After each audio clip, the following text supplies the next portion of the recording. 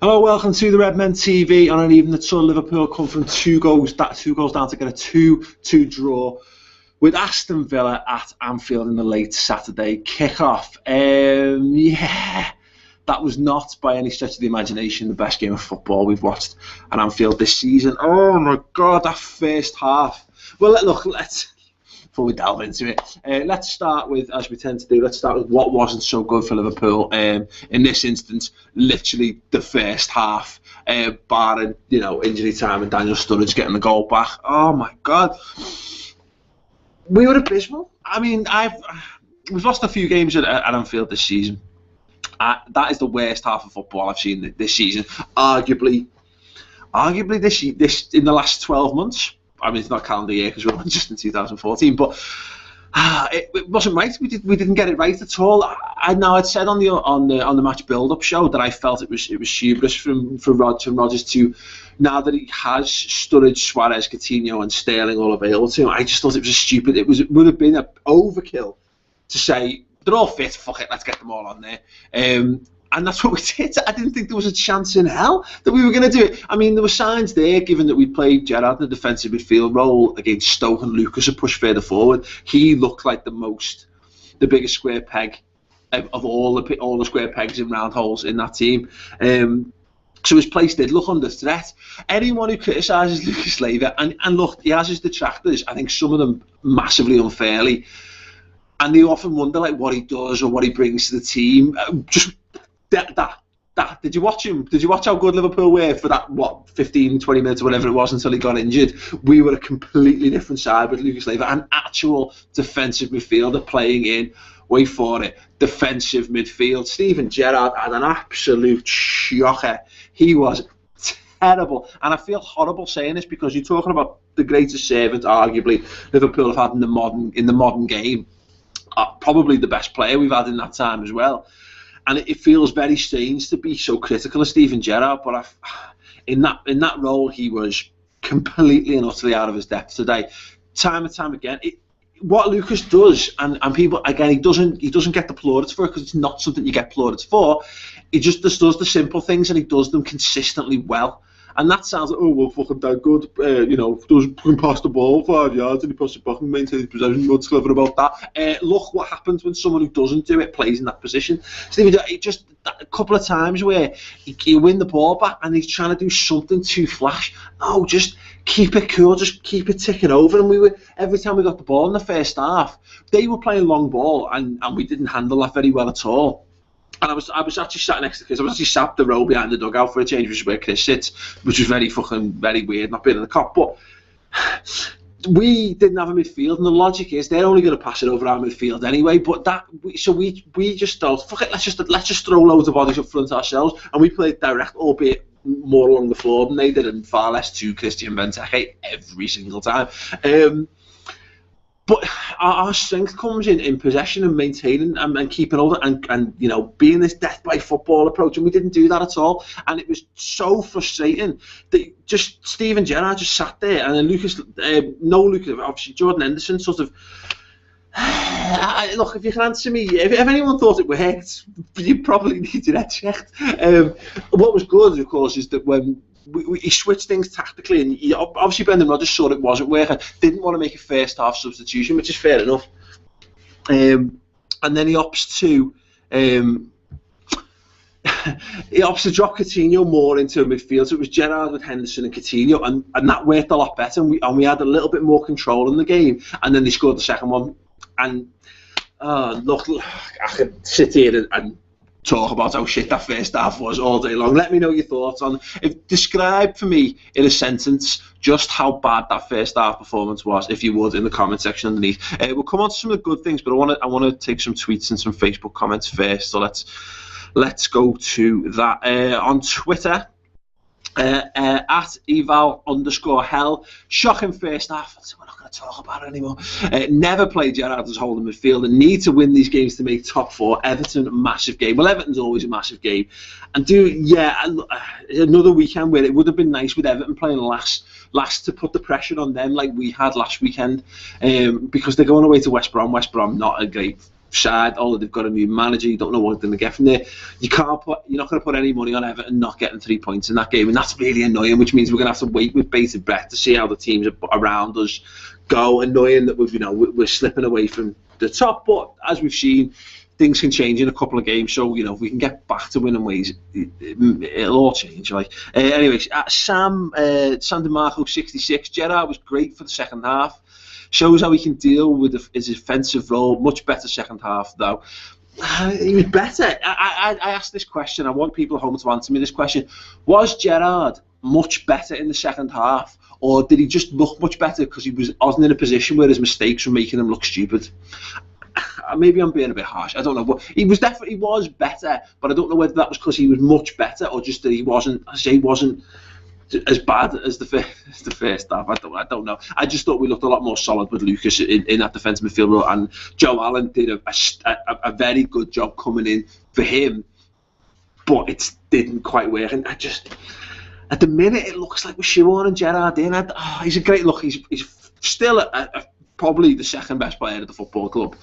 If you disagree, let me know. I can argue that point all day long as well. Let me know in the comment section underneath. But the minute, I just don't know where he fits in that midfield three. Okay, let's get another comment in. Nathan _Pittman 97. How does Johnson seem to make no runs to help Sterling at all, but never be back when we are counted? I have got no idea. We're still looking for Glenn Johnson. If anyone's seen him, please send me where he is on a stamped address envelope or on a postcard, because I don't know. I was literally, when he was on one half, I was no more than like 3 meters away from him, and it looks like Glenn Johnson. It's Glenn Johnson shaped. He's got his name on the back of his shirt. It's not Glenn Johnson. I don't know where he's gone. Where are you, real Glenn Johnson? Real quality, attacking, exciting, and also pretty good at defending Glenn Johnson. Where are you? Look, fucking hell, it was just hard work. The problem is Ali Sissoko was getting nailed in comments. I'll see if I can find one. And I don't think he has a good game by any stretch of the imagination. But Glenn Johnson seems to be getting away with it because no. Anyway, let's go to Facebook. You don't realise how important Lucas is to the team. I do. First half was absolutely shocking. Sissoko looks out of his depth, and so does Johnson. Hey, there you go. Cheers, Ben Heighton. If our defence wasn't so poor, we would be well clear at the top of the league. Now, that's an interesting point, actually, because obviously we're free scoring at times. The fact that we were able to come back from 2 goals down is an achievement in itself. But if we could just cut out a couple of fucking goals a game, you're right. I think we'd be in a far healthier position. Okay, Billy Stansbury Jones says we should never go into a game thinking we will win. We have to work and play to the best of our ability in every game. Despite the comeback, we did not play to the best of our ability today. Fully agree with that. Marcus Koscian, I really hope Mr. Henry saw that reinforcement urgently needed. Johnson, Sissoko, shite. Coutinho should up his game, and please, Brendan, never ever play Gerrard as a DM again.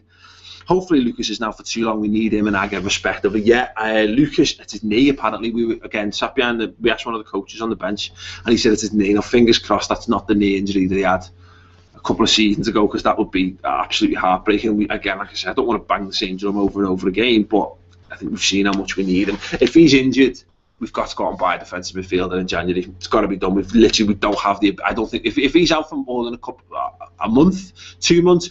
Got to go out and buy, because I just don't see that we can cope without having at least one more body in that midfield.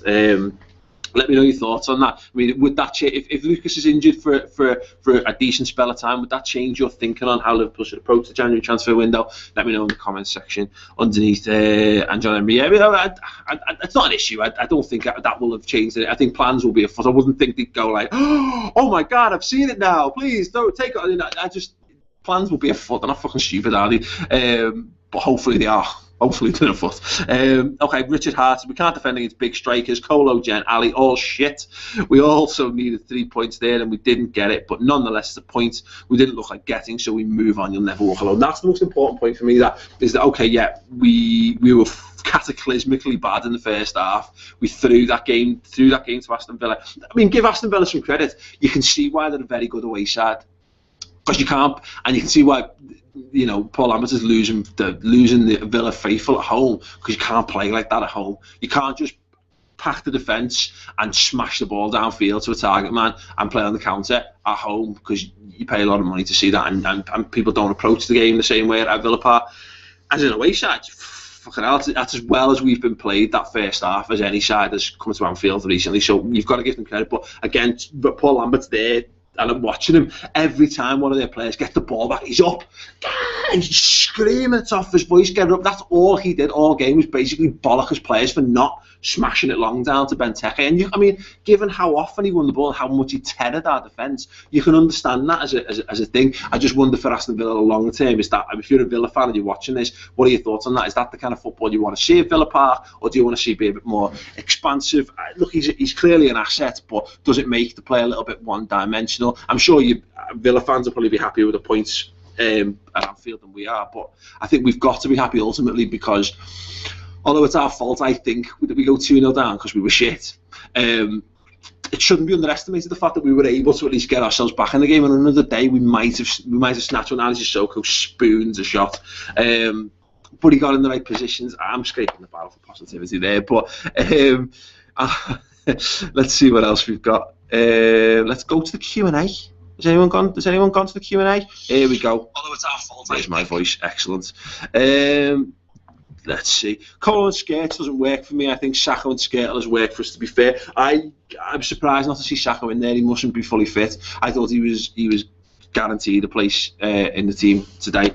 Not even on the bench, because, again, I was sat, I keep going on about it. There's me. There's Martin Kelly there, and I felt sorry for, because every time someone got a knock in the defence, he had to go out and warm up, and I bet he was thinking, like, don't want to be up against Christian Benteke. But that's a worry. I mean, for me, the big worry today was having decided to go with all of our best attacking players. What did we have on the bench? Our substitute bench was Brad Jones, obviously. Martin Kelly is the only defender. So then we had Lucas and Allen, Alberto, Moses and Aspas, and not as far as Moses, Alberto and Aspas as our attacking subs. None of them's proved it to me. And just having someone like Coutinho, or even just saying, you know what, Dennis Lewis took his goal very well today, have another game on the bench. We've just got more there. I don't know. What were your thoughts? What would you have done differently? Would you've gone for a different formation, different personnel? Obviously, it sounds like Gerrard shouldn't have started in there. What would you have done? Let me know in hindsight, the wonderful gift of hindsight. What would you have done differently? Right, we're going to wrap it up in a second, but I just have to tell you, of course, because you're here and I've got your attention. We're going to be doing another special transfer focus show this week on the Redmen TV. If you're bored now and you want to cheer yourself up and you don't want to talk about the match particularly, go on redmentv.com. We've got the Reds News Roundup where we talk about what Liverpool need from this January transfer window, how we're going to cope if we don't. Heaven help us if we don't bring any more reinforcements in, etc., etc., etc. There's also going to be loads of extra content. We do 3 shows a week on there. So if you want more Redmen TV coverage, I know you're probably sick of the sight of Liverpool after that first half performance, but if you're not and you want to share it up, get on the redmentv.com. It's free for a month, as you should well know by now. Give it a whirl. If you think it's shit, cancel it. I'm not going to lose any sleep over it, and neither should you. You got nothing to lose. Absolutely none.